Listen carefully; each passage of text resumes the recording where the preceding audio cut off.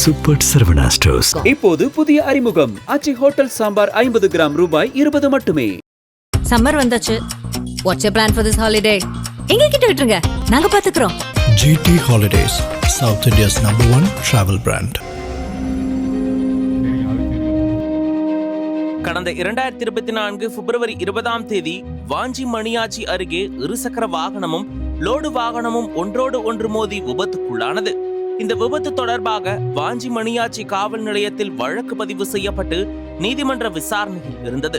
இந்த சம்பவத்தில் வாஞ்சி மணியாச்சி அருகேயுள்ள பாறைக்குட்டம் கிராமத்தை சேர்ந்த பால்பாண்டி என்பவர் விபத்தில் சிக்கிய தனது லோடு வாகனத்திற்கு விபத்து காப்பீட்டு தொகை பெற தனியார் இன்சூரன்ஸ் கம்பெனியின் வாகன காப்பீடு பாலிசி இருப்பதாக நீதிமன்றத்தில் ஆவணங்களை தாக்கல் செய்துள்ளார்.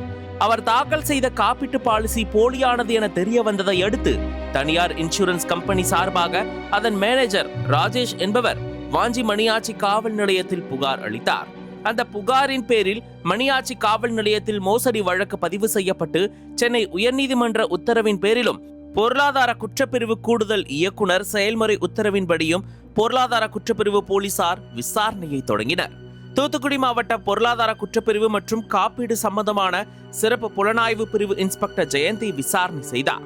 இந்த விசாரணையில் ஒரு கும்பல் இணையதளம் மூலம் 4 சக்கர வாகனத்தின் பதிவெண்ணை முறைகேடாக இருசக்கர வாகனமாக பொய்யாக பதிவேற்றம் செய்து காப்பீட்டு நிறுவனத்திற்கு இருசக்கர வாகனத்துக்குரிய குறைந்த கட்டணத்தை செலுத்தி ஒரிஜினல் காப்பீட்டு பாலிசி எடுத்து வழங்கியது தெரிய வந்தது.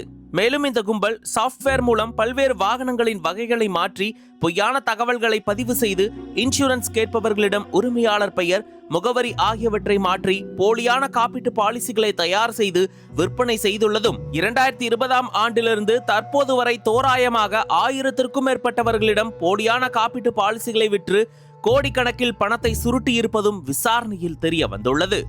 இதனை அடுத்து தொடர் விசாரணை நடத்தி நூதன மோசடியில் ஈடுபட்டதாக தென்காசி மாவட்டம் மலையடிப்பட்டியை சேர்ந்த என்ஜினியரிங் பட்டதாரியான சோழா இன்சூரன்ஸ் நிறுவனத்தில் வேலை பார்த்த சங்கரலிங்கம், கழுநீர்குளம் பகுதியை சேர்ந்த பகவதி தங்கராஜ், திருநெல்வேலி மாவட்டம் இத்திக்குளத்தை சேர்ந்த அருணா தங்கபாண்டி, தூத்துக்குடி மாவட்டம் புதியம்புத்தூரை சேர்ந்த பாலமுருகன் மற்றும் செந்தில் வேல்முருகன் ஆகிய 5 பேரை போலீசார் மார்ச் 10ஆம் தேதி கைது செய்தனர்.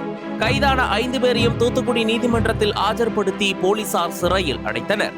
தமிழ்நாட்டின் பல்வேறு மாவட்டங்களில் இதுபோல போலி காப்பீடு பாலிசி தயாரித்து கோடிக்கணக்கில் மோசடி நடைபெற்றிருப்பது தெரிய வந்துள்ளதால் பொருளாதார குற்றப்பிரிவு போலீசார் தொடர்ந்து விசாரணையை நடத்தி வருகின்றனர். அனல் பறக்கும் செய்திகளை அப்டேட் செய்து கொள்ள நக்கீரன் களத்தை இப்பவே சப்ஸ்கிரைப் பண்ணுங்க.